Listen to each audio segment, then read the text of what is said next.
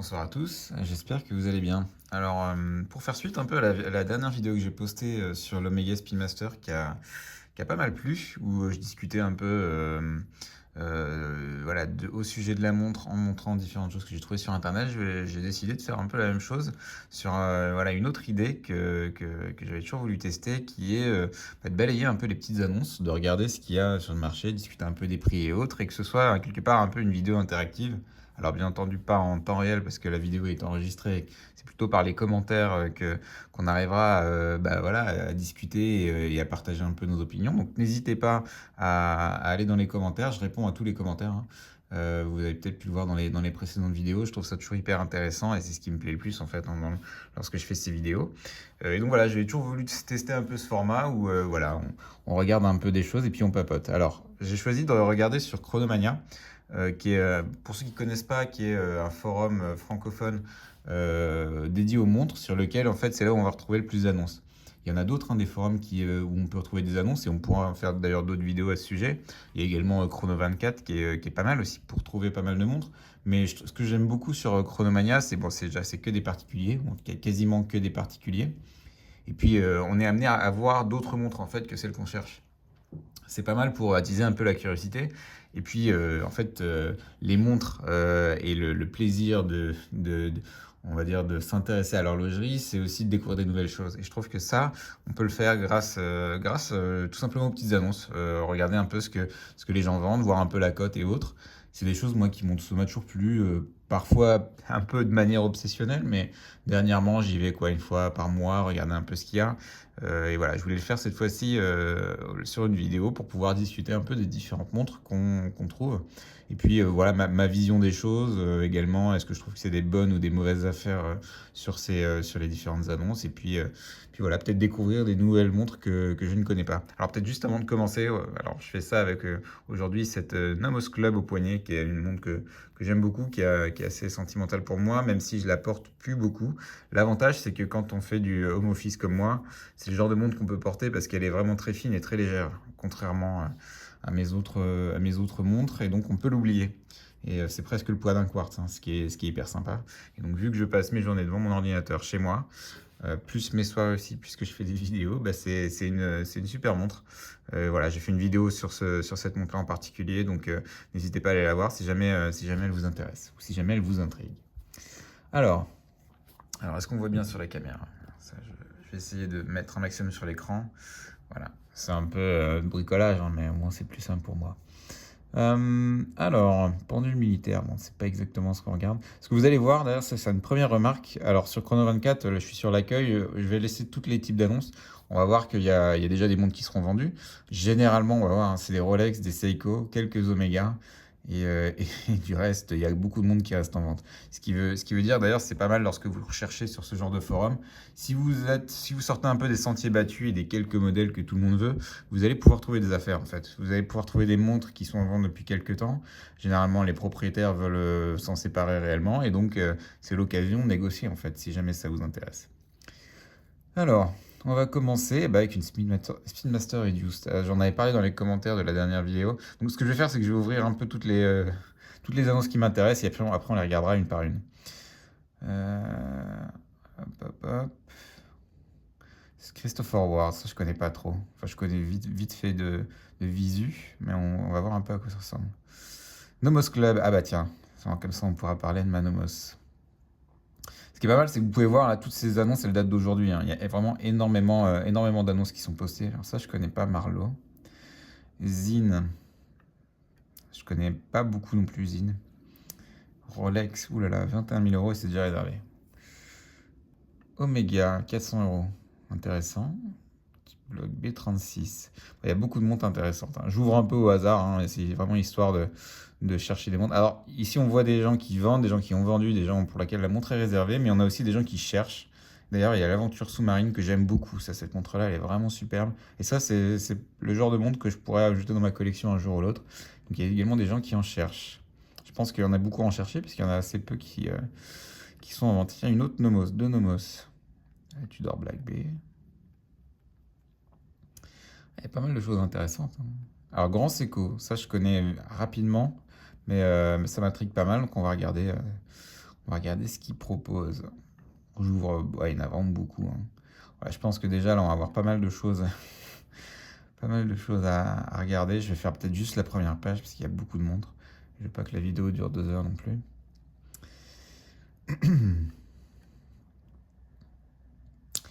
Cadran nacre, ah, intéressant. Bon, on va déjà regarder ce qu'on a ouvert là. On a une petite quinzaine. C'est déjà intéressant. Alors, on commence avec une Speedmaster Reduced. Full set révisé garantie. État exceptionnel. Alors la Speedmaster Reduced, c'est une Omega Speedmaster qui est un peu plus petite que la Speedmaster Moonwatch, mais qui lui ressemble, on va dire de loin qui lui ressemble. Après, il y a pas mal de détails qui permettent de voir que ça n'est pas une Moonwatch professionnelle. Mais c'est vraiment une super montre. Moi, j'ai conseillé à un ami qui cherchait sa première belle petite Omega et qui a acheté celle-ci, qui en est hyper content. Et je lui demanderai d'ailleurs qu'il me la prête pour que je puisse faire une review en détail. Voilà, là, on la voit bien, la montre. Enfin, on la voit bien. Il y a un gros reflet. Est-ce qu'on la voit bien de face? Bon, on n'aura pas mieux que ça. Donc les petites choses qui changent, donc déjà elle est un peu plus petite. Je crois que la Speedmaster classique c'est 42 et celle-ci c'est 39. Donc il y a 3 mm sur le diamètre du boîtier. Ce qui se sent, mais ça c'est pas non plus une montre minuscule, hein. Elle va, je pense, à beaucoup, beaucoup de poignées. Ce qu'on peut voir surtout, c'est que les sous-cadrans, ils sont assez excentrés. Là où la Speedmaster classique, bah, tout est très équilibré. Celle-ci, on a ces 3 sous-cadrans qui font un peu vers l'extérieur du boîtier et qui lui donnent un look un peu particulier, mais moi j'aime bien.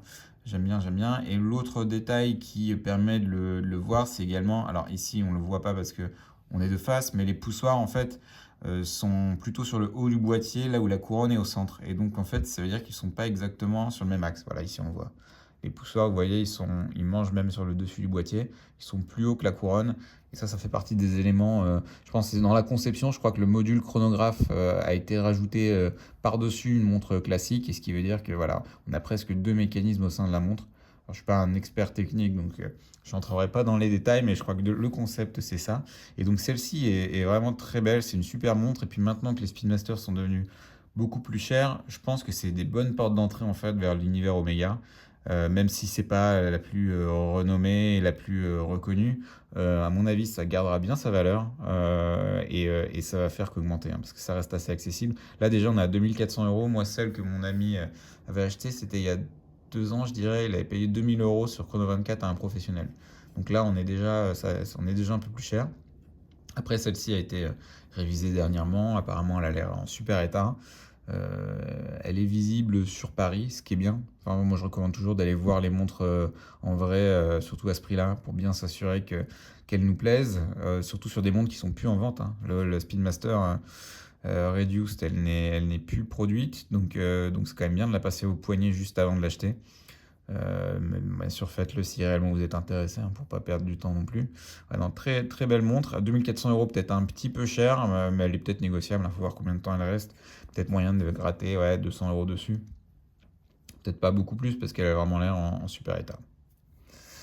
Ensuite, Christopher Ward. Alors ça, c'est une marque anglaise, si je dis pas de bêtises, qui emboîte des mécanismes suisses. Et pareil, si je dis pas de bêtises. Si je dis des bêtises, n'hésitez pas, hein, je suis pas expert de toutes les montres. Alors c'est des montres, j'en ai jamais vu en vrai en fait. J'en ai vu beaucoup en photo, sur les forums notamment. J'ai jamais vu en vrai. Bah, c'est assez joli, mais bon, pas de coup de cœur particulier. Le bracelet est original, tiens. Il va bien avec le reste de la montre. Ça fait très sport, très plongé. Sur le style de la montre, j'aime pas trop la lunette. Je sais pas, les chiffres dessus sont très gros. Enfin, tout est fin sur la montre. Les polices ici, mais alors là, c'est très gros et ça va pas avec le reste. Je crois qu'on les reconnaît aussi. Donc là, c'est un peu le signe distinctif de Christopher Ward, c'est les tridents, qui est le logo, qui était le logo à l'origine, je crois, de la marque, qui est devenu maintenant juste un petit gimmick qu'on retrouve bah là, sur l'aiguille des secondes notamment, parce qu'elle a changé de branding, je pense que c'était il y a 2 ou 3 ans, pour un truc un peu plus consensuel comme ça. Ouais, alors c'est pas du tout une montre que je regarderais. Je sais pas d'ailleurs combien ça vaut neuf. Prix d'achat avec frais de douane, 1314 euros. Bah écoutez, si c'est une montre qui vous intéresse, là je trouve qu'il y a une décote assez intéressante. Elle est de 2019, donc elle est pas très vieille, donc pourquoi pas. Après, si vous ne connaissez pas la marque, je pense pas que ce soit le genre de monde vers lesquels voilà, quelqu'un de nouveau se tournerait. Alors, Club 701. Alors ça, bah, c'est marrant. C'est la mienne, mais avec le fond plein. Euh, Elle est, bah, voilà. C'est vraiment la même. Alors moi, je la porte pas sur le bracelet voilà, qui est en cuir cordovan, donc cuir de cheval ici, puisque je l'aime pas, je le trouve pas très beau. Le marron, je trouve avec l'orange, ça fait trop. Euh, Sinon, ouais, moi j'en suis content de cette montre. Je trouve que c'est une bonne entrée en matière sur l'horlogerie un peu plus évoluée que juste le quartz ou juste les montres mécaniques, on va dire chinoises ou japonaises sur lesquelles on voit pas les mécanismes. En fait, ce que je pense pas que je recommanderais de prendre cette référence 701. Si jamais cette montre vous intéresse vraiment, tournez-vous plutôt vers la 703 qui est la mienne parce que en fait, c'est un peu dommage de la prendre sans le fond transparent. Parce que ça fait vraiment partie du charme de la montre. Je pense que de ce côté-là, il y en a beaucoup qui d'ailleurs seraient très surpris de savoir le prix qu'elle coûte, notamment ceux qui connaissent pas l'horlogerie, parce que voilà, ça respire pas, on va dire, le luxe ou l'opulence. Et puis quand on la retourne, hop, là on voit, ok, d'accord, c'est un mécanisme sympa. En plus, il y a quelques petites décorations, ce qui rend le reflet assez agréable à regarder. Et je me dis, je pense pas que ça coûte beaucoup plus cher de rajouter ce fond transparent. Et je pense que ça les vaut vraiment. Si on sent ça, on perd un peu une partie de ce qui me plaît sur la montre. Donc là, neuf, je crois que ça vaut aux alentours de 1000 euros comme ça et 1250, je crois, avec le fond transparent. Je pense qu'à 850, 900, vous pouvez la trouver avec le fond transparent en super état. Donc voilà, celle-ci, c'est un bon modèle. Si vraiment votre budget, c'est ric-rac, c'est 600 euros enfin 675 et qu'elle vous plaît, pourquoi pas. Mais si vous pouvez mettre un petit peu plus pour prendre le fond transparent, ça rajoutera beaucoup de charme et ça augmentera le plaisir de la porter, je pense. Notamment lorsque tous les matins que vous allez la remonter, vous pourrez regarder le mécanisme derrière et ça fait toujours très plaisir. Marlowe Coniston Speed Edition. Alors, jamais entendu parler de cette marque. Alors, diamètre 40 mm. Kalimiyota, ok, c'est un emboîtement d'un calibre japonais. Euh, ok, d'accord. Ouais, c'est un style vraiment très contemporain. Alors, c'est pas du tout mon style de montre. Ah, d'accord. Puis on a le mécanisme ici. Ah, c'est manuel? Ah oui, remontage manuel, je l'ai pas vu. Ok, oui, il y a pas de masse oscillante, donc on voit tout le mécanisme. Euh, ok, que c'est assez sympa. Oh, par contre, c'est épais, hein. Ah oui, je trouve que c'est assez épais, surtout vu la forme du boîtier qui est très droite. L'impression d'avoir un hublot sur le poignet, je pense, avec ce genre de montre. Ok, bon alors je connais pas du tout, c'est pas vraiment le genre de marque vers lesquelles je me tournerais. Mais par contre, ceux qui la cherchent vraiment, 230 euros, une montre mécanique, plutôt un bon positionnement. Donc ceux qui aiment bien la marque, en ont déjà entendu parler, à mon avis, c'est peut-être une bonne affaire. Sinon, passez à votre chemin. Zine, alors celle-ci est réservée, c'est-à-dire qu'elle est partie soit à ce prix-là, soit aux alentours de ce prix-là. 47 mm, c'est surtout pour ça que je l'ai regardé, c'est énorme 47 mm. C'est une marque que je connais pas trop, Zine, hein. Je sais qu'elle est plutôt appréciée des amateurs, mais je connais pas trop, ça m'a jamais trop parlé les styles de montre qu'ils font. Et celle-ci non plus d'ailleurs. 47 mm, elle doit être énorme en fait. Surtout que le cadran est assez vide en fait hein, pour 47 mm. Ce qui doit agrandir quelque part encore la sensation au poignet. Ça, faut vraiment avoir un gros poignet de bûcheron pour la porter. Parce que moi, j'ai un poignet de 16,5 cm. Je pense que, je pense que ça ne m'irait pas du tout. Alors, je vais pas trop commenter, je la connais pas beaucoup, donc je vais pas dire de choses ni sur la marque ni sur cette montre parce que je les connais pas. Moi, c'est pas trop une marque qui me parle pour le coup.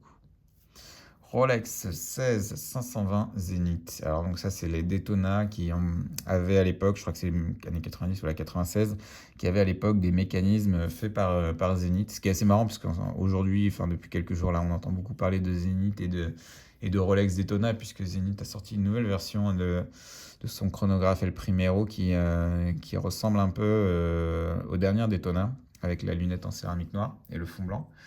Moi, je trouve que ça reste deux montres assez différentes. Et surtout, c'est pas, pas du tout la même marque, le même esprit.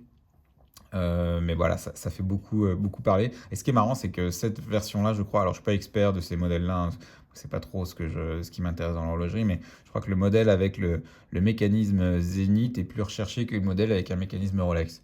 Ce qui veut dire que bah, les gens cherchent avant tout la rareté plutôt qu'autre chose, j'ai l'impression, avec ces modèles-là. Après, je vous dis, c'est pas ma tasse de thé. Et non, c'est pas la partie qui m'intéresse le plus dans l'horlogerie, là, ces modèles-là. Une Omega, excuse-moi. Une Omega automatique calendrier à 440 euros. C'est pas mal comme prix, on va voir à quoi elle ressemble. D'accord, bon, on comprend pourquoi elle est effectivement peut-être un petit peu moins chère que sa cote. C'est à première vue, elle est quand même pas en super état. On voit, il y a une trace là sur le verre, qui doit pas être du saphir, hein, vu l'époque. Et le fond surtout est pas mal, on va dire patiné, c'est le mot qu'on utilise pour dire que c'est en mauvais état. Moi, ça me regarde pas trop. Après, le boîtier a l'air plutôt en bon état, hein. Il a l'air assez lisse. Je sais pas s'il a été poli. Mais en tout cas, il a l'air plutôt en bon état. C'est plutôt le cadran qui est pas en super état. Notamment là, des taches autour, là. Moi, j'aime bien. J'ai hésité longtemps à en acheter une montre de ce type. Il y en a beaucoup pour qui c'est une porte d'entrée en fait vers l'horlogerie à la fois vintage et puis mécanique. Parce que ça reste abordable et puis on a une Omega au poignet, quoi. Mais celle-ci, j'ai tendance à dire, ouais, je suis pas certain qu'il y ait beaucoup de monde en fait qui apprécie porter des montres qui sont un peu en mauvais état. Enfin, parfois la patine, ça a du charme. Là, je trouve que c'est juste, ça fait vraiment vieille montre. Donc moi, ça m'intéresserait pas. Après, je crois qu'à 440 euros, elle est plutôt bien positionnée. Il y a peut-être moyen de négocier un petit peu parce que, comme je l'ai dit, je pense pas qu'il y ait beaucoup de monde et que les gens se jettent dessus. Mais si vraiment c'est ce que vous aimez et puis aussi le côté vintage un peu abîmé, c'est ce que vous recherchez, bah, elle est assez sympa. Et puis l'avantage d'avoir la date. Ça, pour le coup, la date, elle est assez sympa sur ces modèles Omega. 440 euros. Révisé, tenue de l'heure et réserve de marche parfaite. Oui, je pense qu'elle est bien positionnée en prix. Alors, la Tudor Black B36. Alors, celle-ci, c'est une montre. Je l'avais essayé il y a quelques temps, bah, justement avant d'avoir ma Nomos, et j'avais hésité. Alors, c'est pas le même prix, hein, mais elle me plaisait beaucoup. Et je la considérais, on va dire. Finalement, je ne l'ai pas prise. Je pense que j'ai bien fait parce que je suis pas certain que je l'aurais gardée très longtemps. Quelques petits trucs qui me déplacent dessus. Mais sinon, bon, ça reste une très jolie montre et je pense que bon, j'aurais quand même pris du plaisir à la porter si j'avais sauté le pas. Ouais, bon, ça, elle est assez classique. Donc celle-ci, elle fait 36 mm. C'est un peu l'Explorer 36 de chez Rolex, adapté par Tudor en fait. En termes de, on va dire, d'esprit, hein. Un design forcément est très différent et ça reprend plus les codes Tudor, hein. On voit notamment ce qu'on appelle les aiguilles Snowflake qui sont très, très remarquables. Mais elle est assez sympa, très contenue. Donc pour ceux qui aiment bien les petites montres et un peu robustes, je pense que c'est une bonne proposition de valeur. Après, ce que je lui reprocherais, je trouve qu'elle fait un peu grosse en fait. Parce qu'au final, le cadran est vraiment très petit, mais la montre, elle a une sacrée présence et elle a ce côté un peu. Tu vois, en anglais, on dit bulky. Je sais pas si c'est gros, vraiment la traduction en français, mais je pense qu'elle est un peu costaud pour sa taille. Ça, c'est le premier défaut que je lui vois. Ici, il y a ce petit bout en plastique aussi que j'aime pas. C'est très étrange. Je sais pas à quoi ça sert, il doit avoir une utilité, hein, mais c'est peut-être dû à la taille du mécanisme ou j'en sais rien. Mais je trouve ça assez disgracieux en fait, ce petit bout de plastique. Et même si c'est un détail, c'est le genre de choses, quand on l'a vu une fois et que ça nous énerve et qu'on l'a au poignet, on voit plus que ça au bout d'un moment. Donc ça m'aurait énervé. Et peut-être le troisième détail, je dirais que j'ai l'impression qu'elle s'abîme vite en fait. Parce qu'elle est pas vieille cette montre, et j'en vois de temps en temps dans les annonces. Et à chaque fois, j'ai l'impression qu'elles ont le double de leur âge, voire le triple. Vous voyez, celle-là, on voit qu'il y a des petites traces, des marques et tout. Donc c'est normal, hein, c'est une lunette polie. Et je pense que sur ma ma Rolex Oyster Perpetual, il y a le même risque. Mais peut-être que les gens font moins attention en se disant, bah, c'est une tool watch, c'est une montre qui est faite pour prendre des coups. Et résultat, bah, ça en prend plus que ça devrait peut-être. Ouais, on voit celle-ci, elle est de 2020. Donc septembre 2020, donc elle a 5 mois. 5 mois, ouais, on a l'impression qu'elle avait été portée plusieurs années déjà. Ce qui est pas mal, c'est que c'est une version assez récente. Ça se voit, la boîte est dans le bon sens. Moi, quand je la regardais, j'ai toujours trouvé ça très bizarre. La montre était dans l'autre sens de la boîte. C'est-à-dire qu'elle était perpendiculaire à ce qu'on attend lorsqu'on ouvre une boîte de montre. ce qui faisait vraiment pas très luxueux, on va dire. C'était un peu bizarre que Tudor ait fait ça. Ça ressemblait à une boîte un peu vite fait. Or, c'est quand même une montre qui se vend. Elle se vendait à l'époque 2006. Là, j'ai cru voir, c'est 2777. Voilà, donc ça a augmenté un petit peu plus, un petit peu, pardon. Et c'est bien d'avoir voilà, une boîte un peu plus classique avec la montre qui nous fait face lorsqu'on ouvre. Ça fait partie de l'expérience en fait, hein, lorsqu'on déballe une montre. Et donc là, elle est à 2350. Bah, je pense que c'est pas mal en prix si elle est à 2770 maintenant. Peut-être moyen de la négocier parce que je suis pas certain qu'il y ait énormément de gens qui se ruent dessus. Attendre un peu, hein, si là, elle a juste été posée aujourd'hui, si au bout de 3 semaines elle est toujours là, il y aura peut-être une petite marge de négociation, mais je pense qu'elle sera légère parce qu'elle est plutôt bien positionnée vu que la montre a seulement quelques mois. Il n'y aura pas moyen de gratter beaucoup plus, à moins qu'elle ne se vende pas en fait. Suivante, Seiko 5 automatique 37 mm. Ah, je savais pas que c'était celle-ci. Ok, celle-ci elle est intéressante. Elle est intéressante. Quand j'ai commencé à m'intéresser à l'horlogerie, en fait, c'était. On la voit de plus près. Alors, c'est dommage qu'elle soit de côté. C'était. Je sais pas si je peux mettre mon mic de ce côté-là. Voilà. C'était. C'est pas très pratique. C'était des montres qu'on voyait sur Amazon à une centaine d'euros, en fait. Un peu moins, même 80. Ouais, aux alentours de 80 euros. Maintenant, je crois que c'est plus cher. Je ne sais pas pourquoi. Peut-être que Seiko a monté ses prix. Peut-être que c'était un moment où ils essayaient de les bazarder et en fait, ils se sont rendus compte que ça plaisait. Mais c'est des montres qui, je pense, sont vraiment pas mal pour débuter hein, dans l'horlogerie mécanique, sans avoir à mettre tout de suite 300, 400 ou 500 euros. Là, déjà, avec une centaine d'euros, on a une montre qui a eu, je pense, une proposition de valeur et un rapport, on va dire, euro investi et on va dire plaisir au poignet qui doit être vraiment assez intéressante. Alors, c'est pas tout à fait mon style de montre. Moi, j'ai déjà eu une montre militaire de ce type qui est la Milton Kaki. Et en fait, j'aimais pas l'acier brossé là.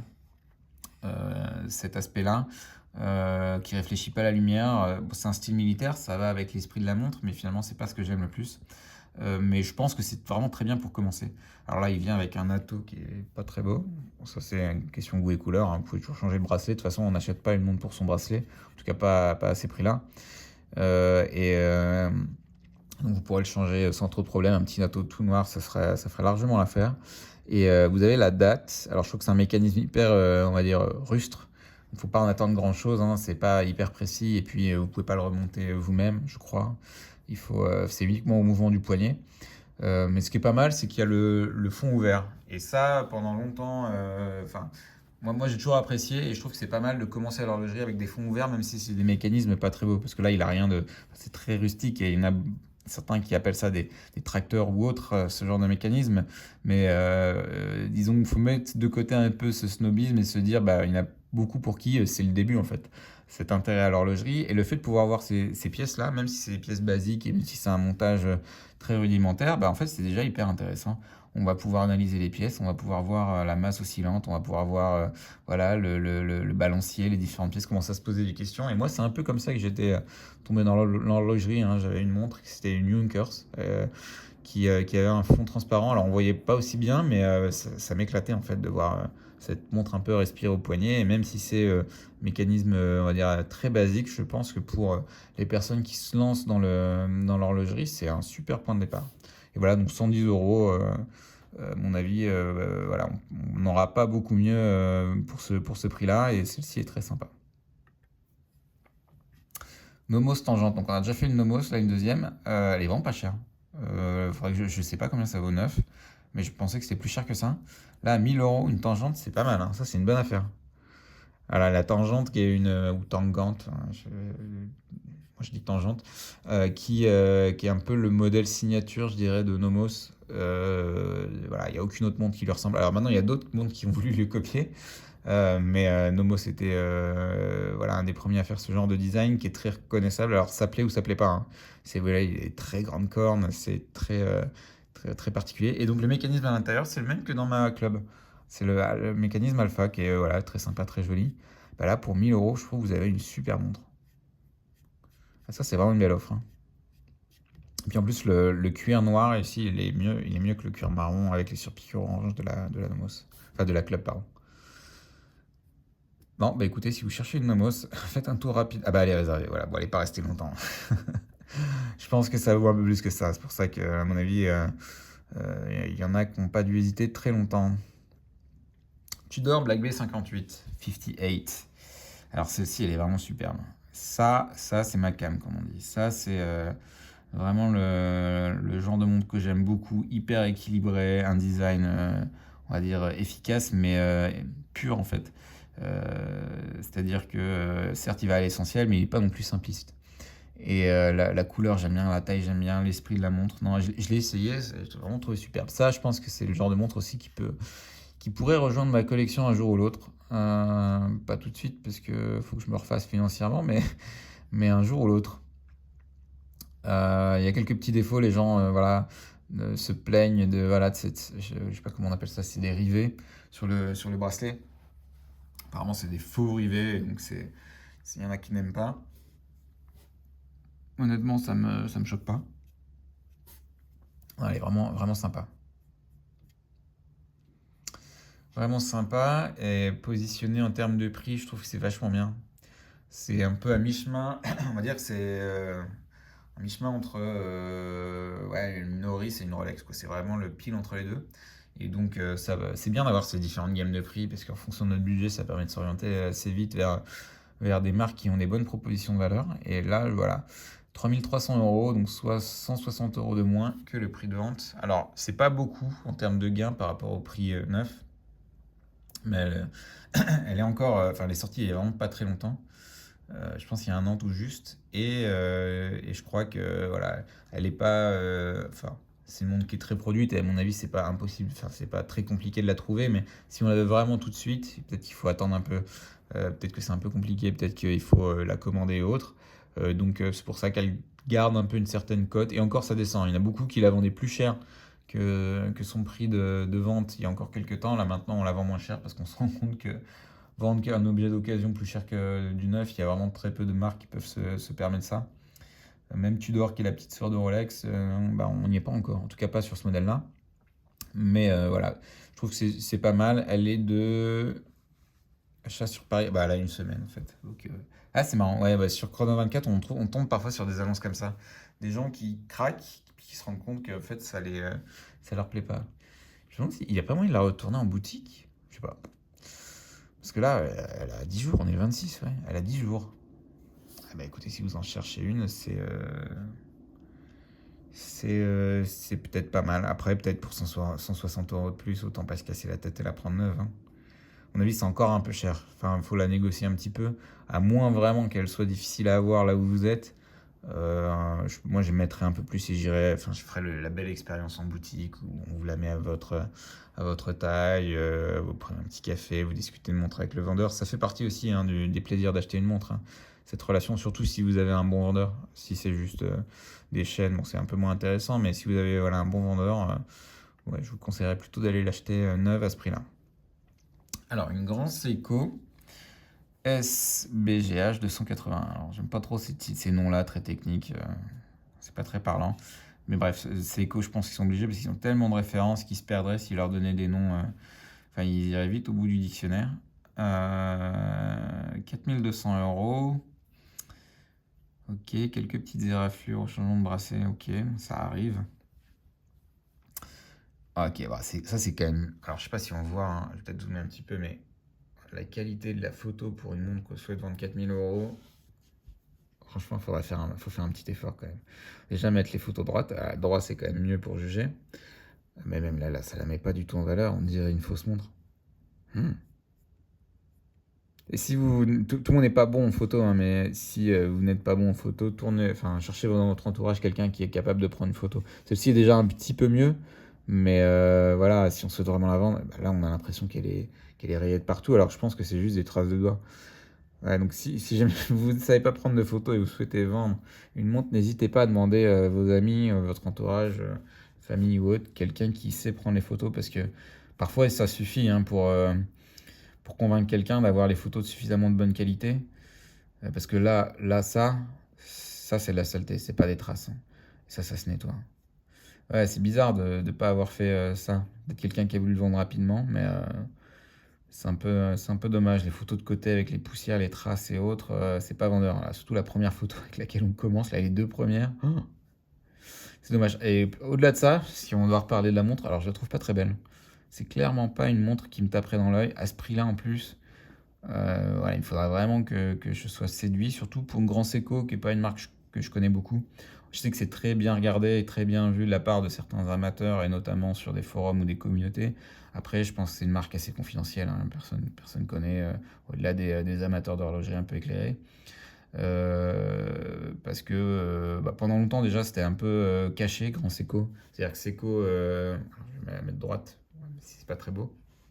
C'était écrit Seiko avec le même logo que les Seiko à 200 € ici, et puis écrit en petit en dessous Grand Seiko. Donc c'est pas mal. Et puis enfin, ce genre de monde de toute façon c'est pas fait pour les gens qui veulent frimer, mais c'est quand même dommage d'acheter une montre à ce prix-là et d'avoir le même branding que les montres d'entrée de gamme en fait. Donc c'est bien, là ils ont changé ça dernièrement, là il y a peut-être un an ou deux, le Grand Seiko qui est devenu une marque à part entière, et on ne parle plus du tout de Seiko, il n'y a que le logo Grand Seiko, donc c'est mieux. Et par contre, ce que j'aime pas sur cette montre, c'est les couleurs. Le bleu là, le fond bleu a pas l'air très beau, et l'aiguille rouge là, ça va pas du tout avec le bleu. Non, c'est pas du tout mon style de montre. 4 200 €. Bah, je pense qu'il la vendra vraiment à quelqu'un qui la recherche. Je sais pas combien ça vaut au neuf, parce que ça me paraît très cher à 4 200 € pour une automatique de chez Seiko. Ouais, bon courage pour la vendre. Ici, une Datejust 41 mm. Alors ça, c'est très beau. Mais alors, qu'est-ce que c'est flashy. Ça, moi, je l'avais essayé, je trouve ça très joli, etc. Mais je suis incapable de porter ça à Paris, quoi. Enfin, dans la rue, hein. C'est un monde qui attire le regard, c'est bling bling. Je pense que c'est des montres qui viennent avec des problèmes, ça. À moins de vivre, on va dire, enfermé chez soi et puis pas trop sortir et autres, auquel cas ça pose pas de problème. Mais si c'est pour aller se promener, prendre le métro, marcher dans la rue, dans n'importe quel quartier, bah faut pas le faire avec ça. Le problème, bah, le fond bleu qui réfléchit la lumière, qui est très voyant déjà, et c'est aussi pour ça que j'ai pas pris le bleu sur mon Oyster Perpetual. Puis la lunette cannelée blanc, alors là, ça brille de mille feux. C'est très joli, hein, moi j'aime beaucoup, hein, mais juste, je pourrais pas la porter. Puis le bracelet Oyster qui lui aussi brille un peu plus qu'un bracelet. Enfin, le bracelet, pardon, Jubilé, qui brille un peu plus qu'un bracelet Oyster, puisqu'il a les maillons au centre là, qui sont polis et donc qui réfléchissent la lumière. Ouais, on voit là d'ailleurs, ça brille de mille feux. Très beau, mais alors, ouais, ça je pourrais pas le porter. Je crois que c'est assez difficile de s'en procurer. D'ailleurs, je pense que là, 10 600 €, c'est peut-être plus que le prix de vente classique, qui doit peut-être être légèrement en dessous parce que elle n'est pas très très disponible. Frédéric Constant Runabout. Je ne connais pas du tout. Alors, Frédéric Constant, c'est une marque que je connais un petit peu. J'ai regardé dans mes gammes de prix sur les premières montres que j'achetais. Enfin, premières belles montres que j'achetais, pas les premières montres.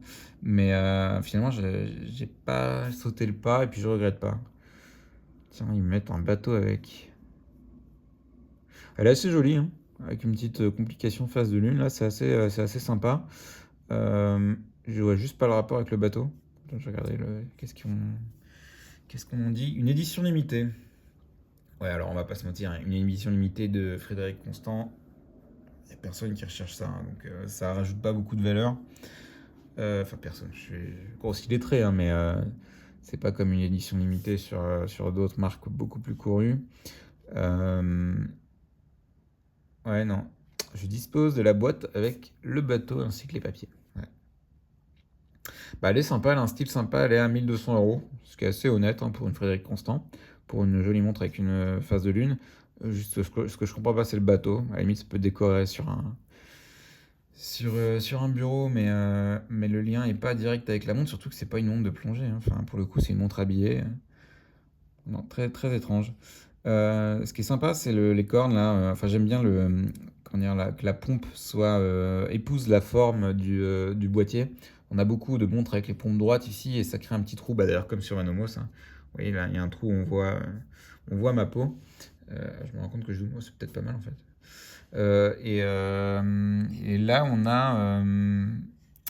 a donc cette pompe qui est un peu courbée, qui permet de mieux épouser la forme de la montre et de mieux, on va dire, entourer le reste de la montre.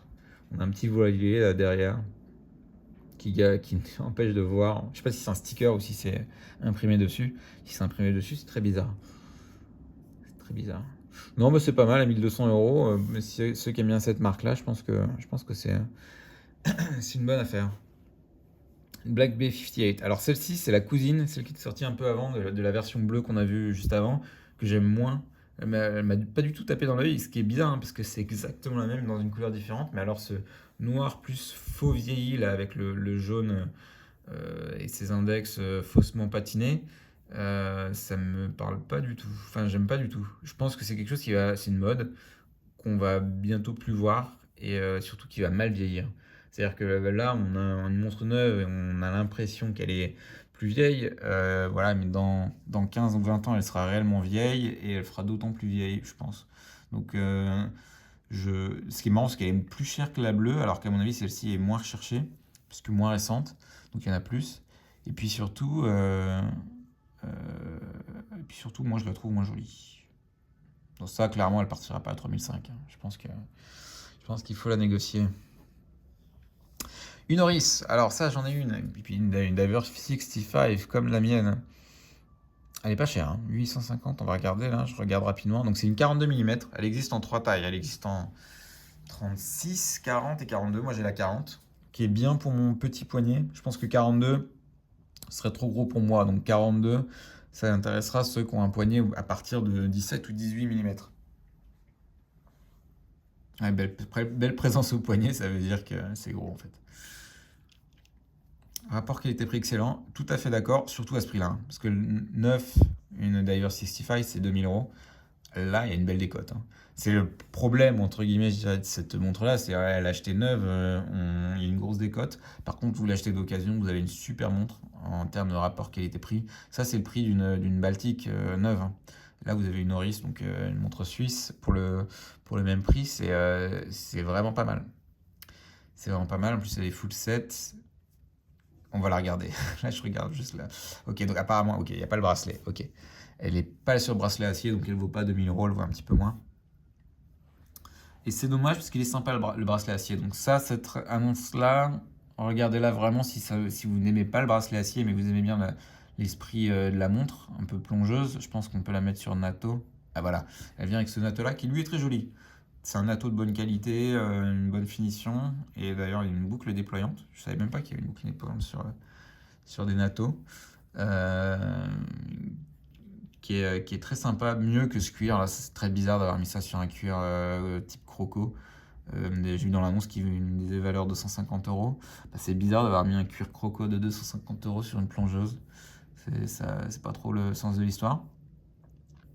Donc mettez-la plutôt sur un Nato et si jamais le bracelet acier vous plaît, alors à mon avis il doit coûter assez cher si vous l'achetez chez Oris. C'est ça le problème en fait.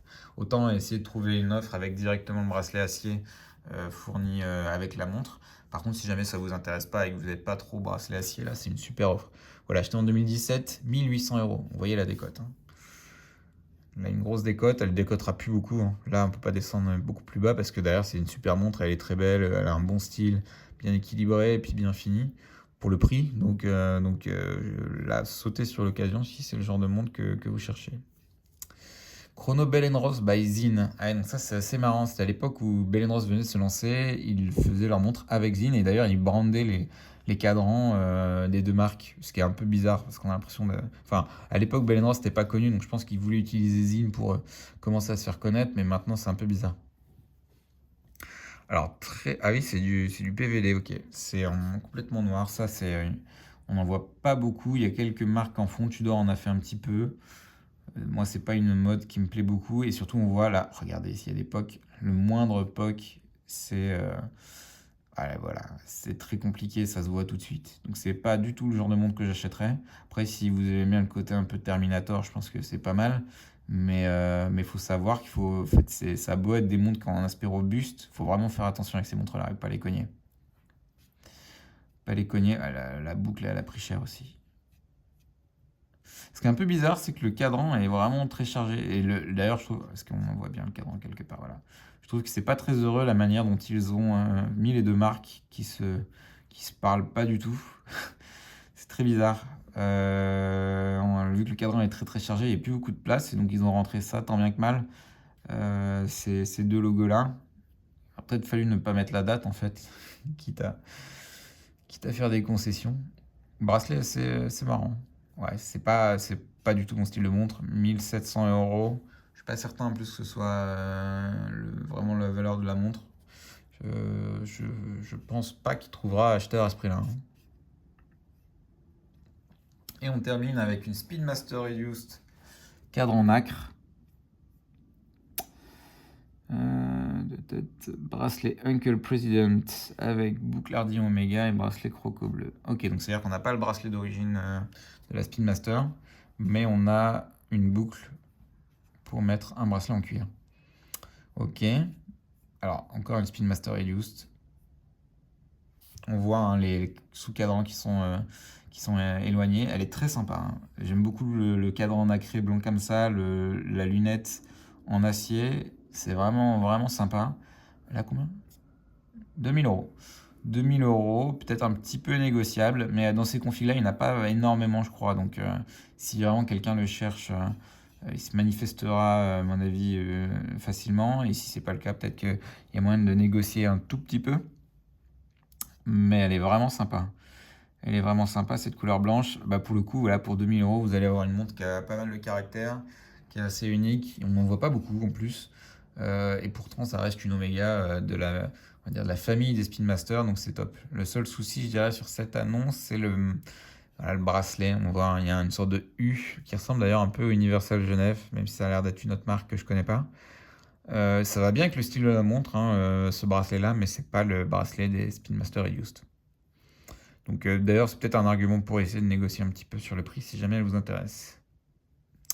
Donc voilà, putain, 40 minutes. Allez, on papote, hein. J'aurais voulu en voir plus. J'ai regardé un peu rapidement, il y avait d'autres modèles assez marrants sur les autres pages. Vous voyez, là, on est à la fin de la première page, on est encore sur le 25 janvier, alors qu'on est le 26. C'est-à-dire qu'il y a vraiment beaucoup d'offres qui